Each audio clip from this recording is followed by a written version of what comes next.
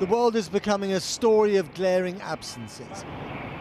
In Italy, they shut schools and universities, but today 49 people died from the virus. Fear of infection has depleted even the most devoted crowds. St. Peter's in Rome is missing its throng of pilgrims. The tiny Vatican City has registered its first positive case. The Church of the Nativity in Bethlehem is empty. Israel's daunting security walls may stop an intifada, but can they stop a virus? Mecca from above, before the government stopped foreign worshippers, and after. In Iraq's Shia city of Karbala, they stopped Friday prayers and deep-cleaned the empty spaces. Fear of this virus has made us, its hosts, put up borders and barriers, while the unwelcome guest is busy crossing them with blind disregard for ideology, creed or flag. For now, COVID-19 has the run of the place. Battling the rising fear and the growing infections is, of course, science. Here in Bedfordshire, they're working on a rapid infection test that could yield results within 20 minutes.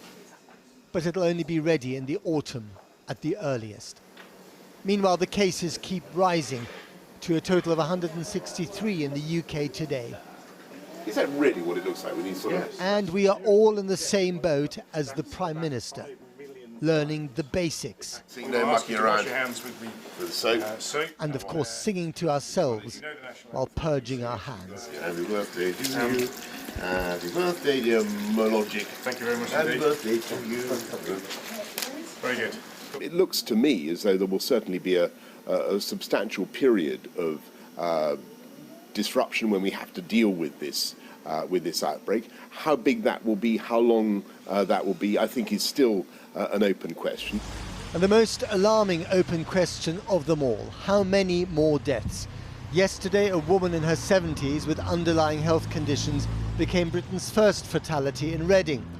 Today, a patient in Milton Keynes, an elderly man with a pre-existing illness, became the second fatality. Trust is the indispensable medicine in this battle, and by all accounts, Iran, with over 4,700 official cases, is running short. They may be using the fire brigade to disinfect cities, but the government there has put pressure on doctors to falsify the reasons for death and play down the numbers. And with 3 direct flights still from Tehran to London every week, what happens in Iran doesn't necessarily stay in Iran.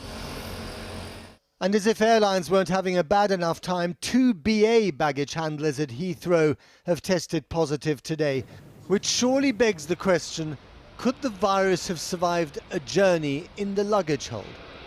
Here I am on the Princess cruise ship. And finally, spare a thought for those giant vessels of indulgence turned petri dishes of questionable quarantine. Witness an airdrop of testing kits onto the Grand Princess, meandering off California, floating home to 3,500 passengers and crew, including 142 Brits. None infected so far, but a passenger on a previous voyage has died from the virus, and that was reason enough to confine everyone here on board. We are all on that cruise ship now, afraid of the mundane, constantly scaling down our expectations and playing the lottery of infection. Dr. Richard Hatchett advised the Bush and Obama White Houses and worked for the agency that protects Americans against pandemics and bioweapons.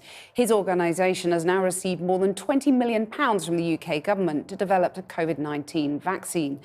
I spoke to him earlier and began by asking how much of a threat the virus now is. Well, I think that the threat is very significant. The potential of the virus, it's already demonstrated in China. Yeah, I think it's demonstrating that potential in Italy, in Iran. Looking at what's happening here in the UK, are we on a similar trajectory? Well, I don't like to make predictions. I think it's up to societies how they will respond to the virus. You can look at places like Singapore and Hong Kong. Singapore had its first case on January 23rd.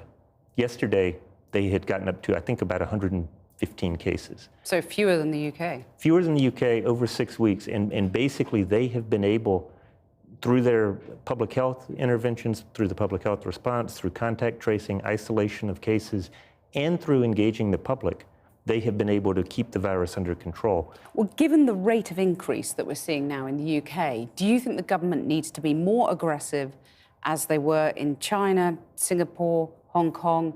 Singapore and Hong Kong did not shut themselves down, but they have mounted very aggressive responses. Contact tracing is very important. The voluntary quarantine of contacts is very important. The isolation of cases is very important. I think there may be a time to close schools.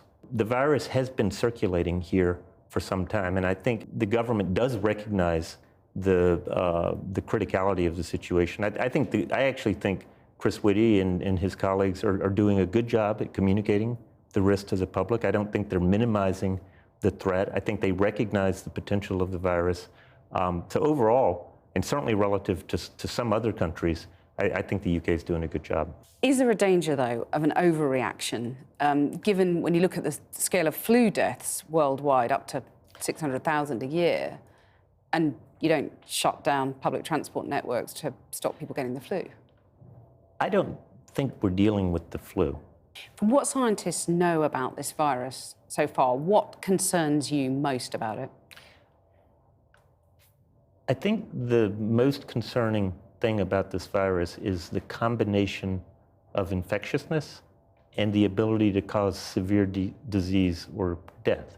And we have not since 1918, the Spanish flu, seen a virus that combined those two qualities in the same way. And do you believe the WHO figure of 3.4% mortality rate? Because, I mean, the UK puts it at 1%, roughly.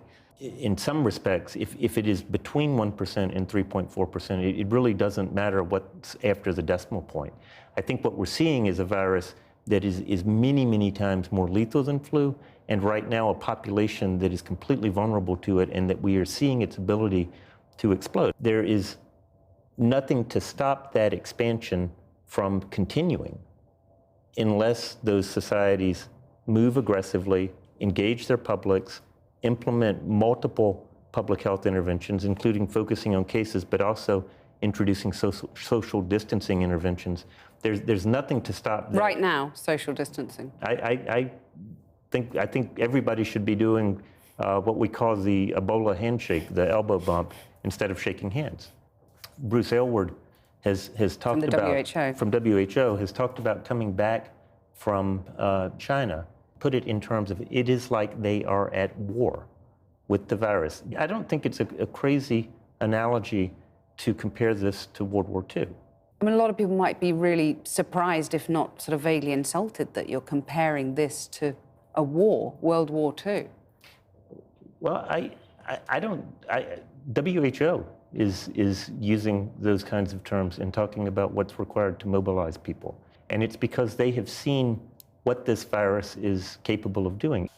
The government here has announced funding for a vaccine, or several trial vaccines against the virus.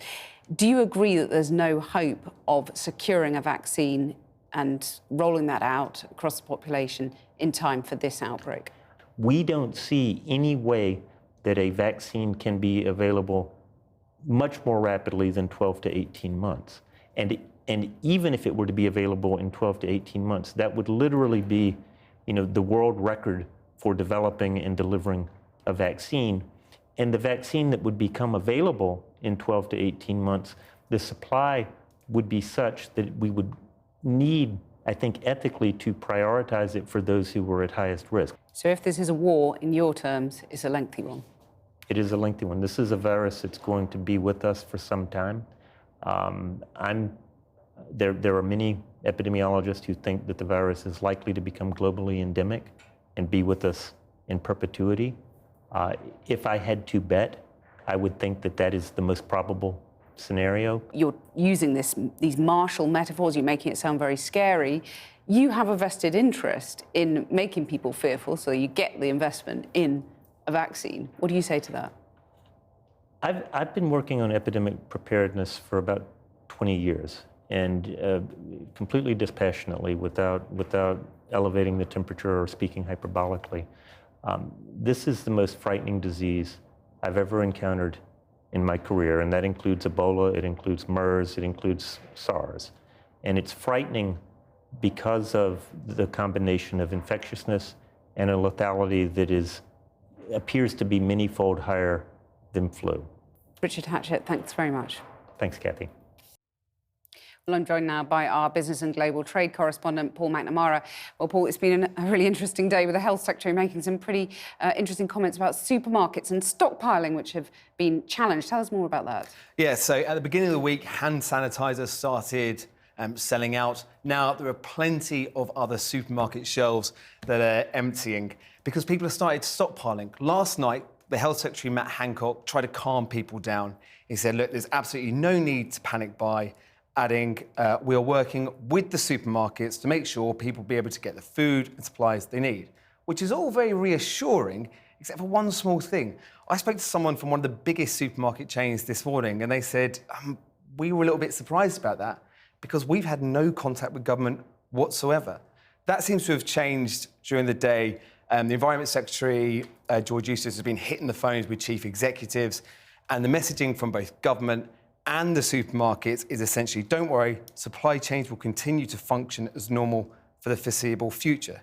But while people have been panic buying in supermarkets, in stock markets, they've been panic selling. All markets around the world took an absolute hammering today. The FTSE closed down just above 3.5%. And the problem for investors we've been speaking to is they don't know where or when or how this will end.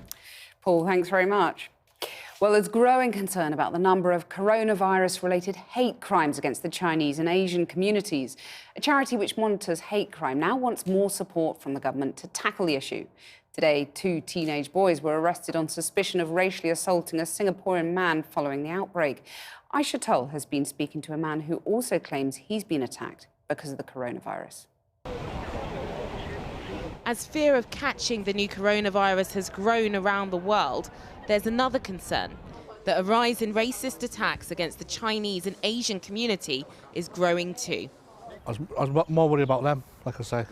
Tan Jiang has lived in Runcorn all his life. When he popped out to his local shop with his wife and kids recently, he says he experienced his first racist attack. As soon as I walked around the corner, there's about 10, 15 lads in there. And I could feel there's a bit of presence there. So I walked past, tried to ignore them. And as soon as I got past, they started shouting abuse about the coronavirus, and racist remarks towards me. Gone back to my car, they followed me and they basically surrounded my car. And they threw rocks and stones at my car then. How did it feel when you've got groups of men shouting at you, your wife, your kids, about coronavirus? So to look at you like you're a disease, you know what I mean? It's like you're the coronavirus. I mean, it's the meaning. It's horrible. It's bullying, isn't it? It's not nice. Mr. Jiang isn't happy with how the police are dealing with his case. They rang me up last week and said, "Can you tell me the more specific time?" Because I said it was between 1 o'clock and 3 o'clock. They said we're going to have to sit there for 2 hours and look through that footage. They actually rang me up and said that, and I said, "Can you? That's your job, to sit through 2 hours of footage. You're kidding me." And he also has concerns about how seriously this is being looked at. They act like they do, and like they say, if there's anything, report it, and that. Report it, but nothing gets done when it's reported. That's the problem, isn't it? Mr. Jiang has also lost his job at a local Chinese takeaway. His boss says business is so bad he can't afford to keep him on. Police say they're investigating Mr. Jiang's case. In a statement to us, they said, Cheshire Constabulary takes all reports of hate crimes extremely seriously, and we encourage anyone who has been affected by this type of crime to get in touch. Chinese students across the UK have been organising anti-racist protests. Shannan is one of them, and she also wants universities to do more. Maybe at this very crucial time of coronavirus, universities need to have some tangible or accessible platform for Chinese students. Any students actually, not only from China, but also from South Asia or Singapore, Thailand, South Korea. A lot of my South Korean friends also got attacked because they look Chinese, right? It doesn't matter how you look like. You look Chinese and you get attacked. There are concerns that these types of incidents are on the rise. Tell Mama is a charity that monitors discrimination, and they're calling for action. We need to have that public outrage against the anti-Chinese racism that is growing, and it's not happening yet. And we need communities to stand together to tackle anti-Chinese racism, as we call on all communities to stand against all types of hatred. This isn't just happening in the UK. We've seen reports from countries including France, Australia and America. In some countries, politicians are speaking out and condemning coronavirus abuse. But some in the Chinese community here in the UK hope that leaders will start to speak up for them. Well, earlier I spoke to the former Business Secretary, Andrea Leadsom, and began by asking her whether she thought we should all be invoking the Blitz spirit to battle the coronavirus or not. I think what we've been very clear about is that people should go about their usual lives and take care over washing hands and so on, and for people who feel ill to self-isolate. But I'm not sure that's quite the same as the Blitz spirit. You were Business Secretary before you were let go by Boris Johnson. Do you fear now, given the kind of clampdown going on around the world, that a global recession is all but inevitable? There's a lot of evidence of a recent slowdown anyway. We've had the issues with trade between the US and China. We've seen a big slowdown in the European Union. And so, yes, I mean, coronavirus doesn't help. We saw Flybe collapse this week. Just a few weeks ago, as Business Secretary, you tweeted, "Delighted that we've reached agreement with Flybe's shareholders to keep the company operating, ensuring that UK regions remain connected." Do you regret that, given that there was no agreement, just a possible agreement which fell apart? And actually, didn't you just give false hope to employees of Flybe and their customers? No, at the time, when we had those discussions with the investors, they were absolutely clear that they would continue to support Flybe. It's a turnaround operation, and they were committed to its long-term future.